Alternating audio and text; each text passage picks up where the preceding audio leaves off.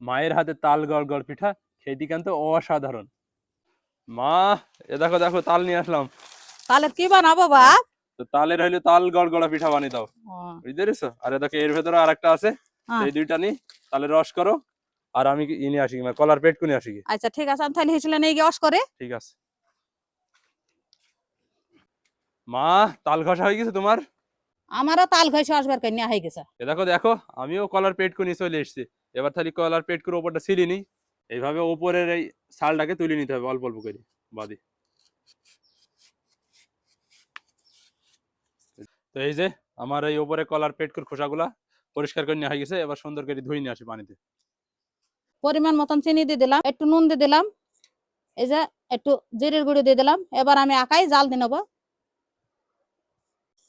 অসটা ফুটে উঠেছে, এবার আমি আলো চালের আটা দিয়ে দিলাম।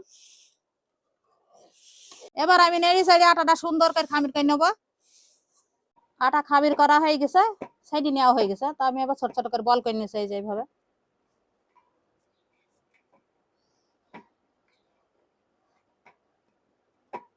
এবার আমি ছোট ছোট করে বল করে নেবো, এই যে এইভাবে। এই যে আটার বলটা কলার পেট করার পরে এইভাবে করে ডইলি নিয়ে, এই যে সেই গড়গড়া পিঠা। এই সেই তাল গড় পিঠা, এইভাবে গড় করে গড়ি ছেড়ে দিয়ে বানাই বলি হয়তো এর নাম দেওয়া হয়েছে তাল গড় পিঠা। এবার শুধু ভাপ দিয়ে সেদ্ধ করে নিলে হয়ে যাবে। হাঁড়িতে পানি দিয়ে নিয়েছি, এবার আমি এই তোস্তিটা বসিয়ে দেবো। এইভাবে মুখটা মেরে দেবো যাতে ভাপ না বাইর হয়।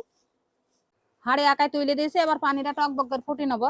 পানি এবার ফুটে গেছে, আমি এবার পিঠিগুলো দিয়ে দেবো।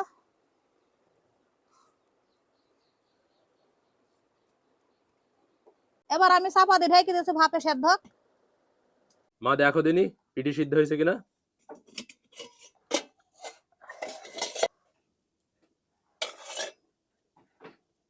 হ্যাঁ বাপ, কত সুন্দর হয়েছে সেদ্ধ।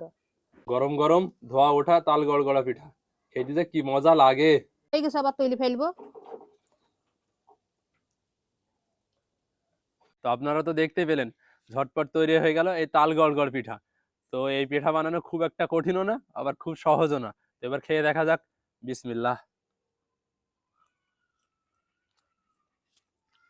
এই যে দেখেন, ভিতরটা কত সুন্দর সিদ্ধ হয়েছে, আর ভিতরটা দেখতেও কত ভালো লাগছে, আর খেতেও একদম অসাধারণ।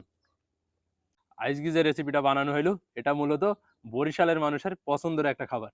আর আমাদের মেহেরপুর অঞ্চলের মানুষ মনে হয় খুব একটা এগুলা করেও না, আবার আমার মনে হয় এগুলা জানেও না। তাই এই রেসিপিটা একদমই নতুন। এভাবে আপনারা চাইলে কিন্তু করে দেখতে পারেন।